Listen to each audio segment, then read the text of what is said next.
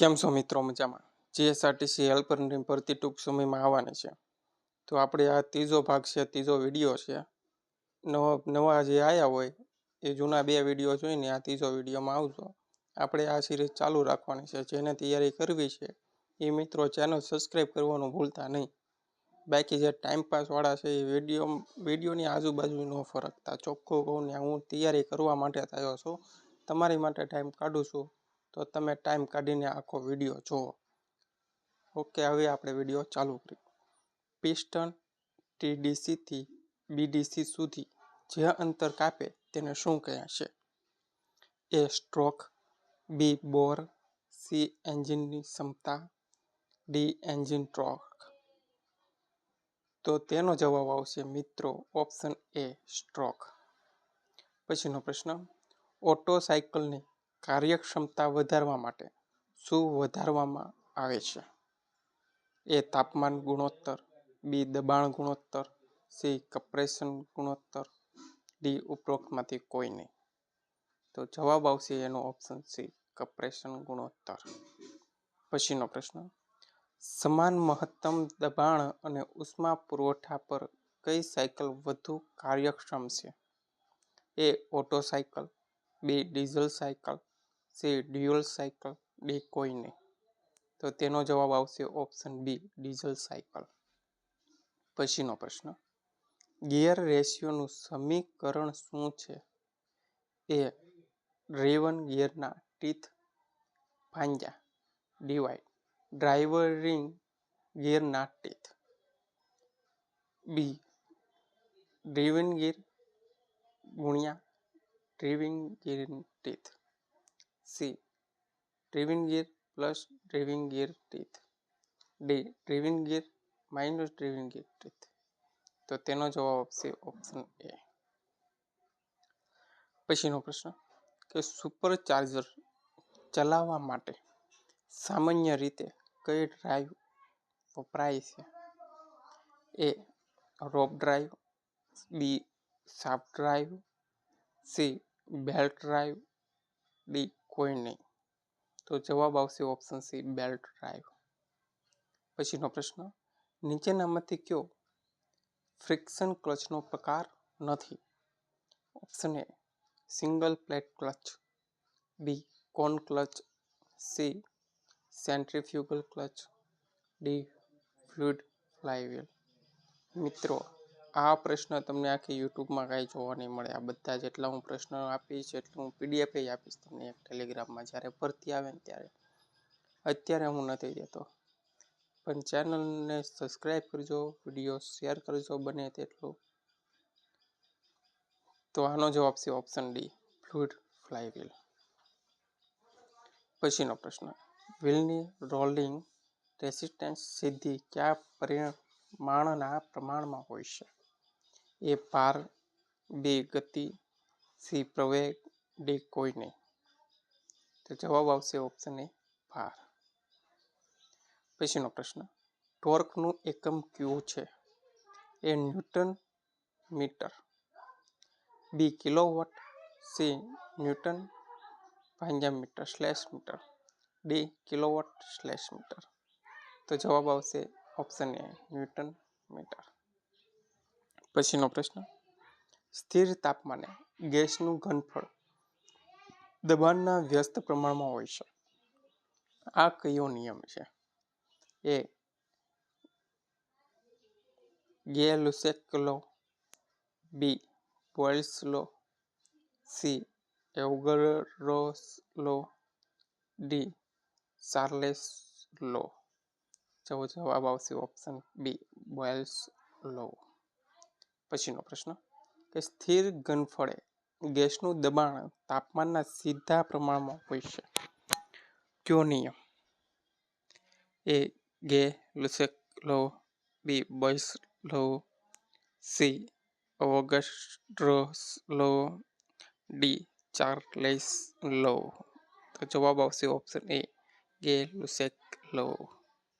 પછીનો પ્રશ્ન, કે થર્મોમીટરનો મૂળભૂત સિદ્ધાંત કયા નિયમ પર આધારિત છે? એ ઝેરોથ લો, બી ફર્સ્ટ લો, સી સેકન્ડ લો, ડી બોયલ્સ લો. તો જવાબ આવશે ઓપ્શન એ જેરથ લો. પછીનો પ્રશ્ન, ઓટો સાયકલમાં હીટ એડિશન કઈ સ્થિતિમાં થાય છે? A constant pressure, B constant volume, C constant velocity, D ઉપરોક્તમાં. તો જવાબ આવશે ઓપ્શન બી કોન્સ્ટન્ટ વોલ્યુમ. પછીનો પ્રશ્ન કે કેરનોટ સાયકલમાં સોર્સ ટેમ્પરેચર વધે તો કાર્યક્ષમતા શું થાય? એ વધે, બી ઘટે, સી સમાન રહે, ડી કોઈ નહીં. તો જવાબ આવશે ઓપ્શન એ વધે. પછીનો પ્રશ્ન, વર્કશોપમાં સલામતી માટે સૌથી મહત્વપૂર્ણ બાબત કઈ છે? એ ઝડપથી કામ કરવું, બી સૂચનાઓનું પાલન કરવું, સી વધુ સાધનો વાપરવા, ડી એકલા કામ કરવું. તો જવાબ આવશે ઓપ્શન બી સૂચનાઓનું પાલન કરવું. પછીનો પ્રશ્ન, MPFIનું પૂર્ણ નામ શું છે? A multi point fuel injection, B multi pressure fuel injection, C main point fuel injection, D manual point fuel injection.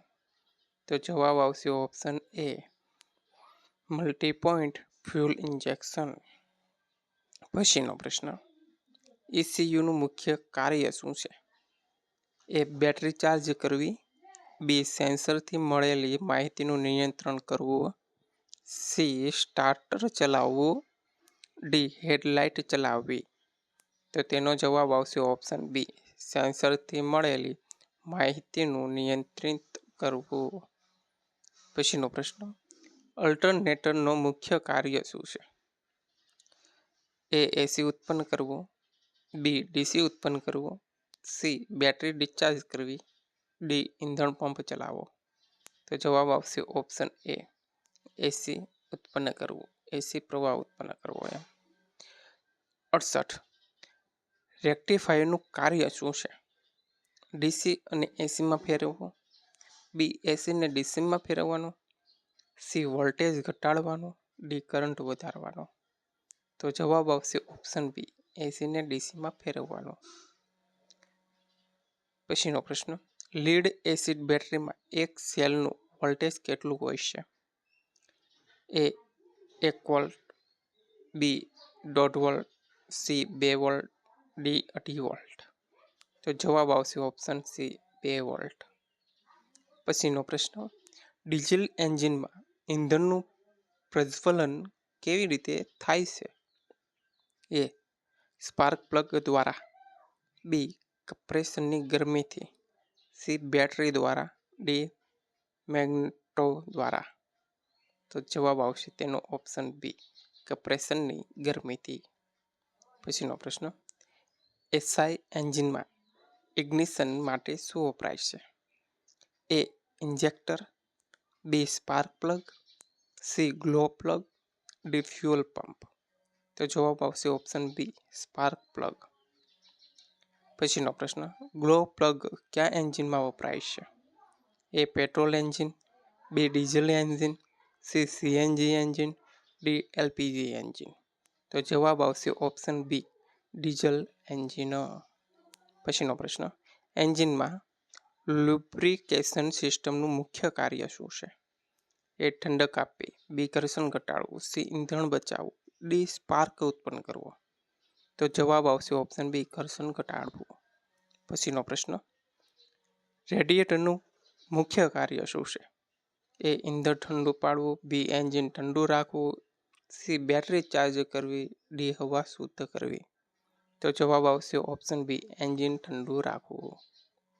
પછીનો પ્રશ્ન, છેલ્લો પ્રશ્ન, 4 સ્ટ્રોક એન્જિનમાં કુલ કેટલા સ્ટ્રોક હોય છે?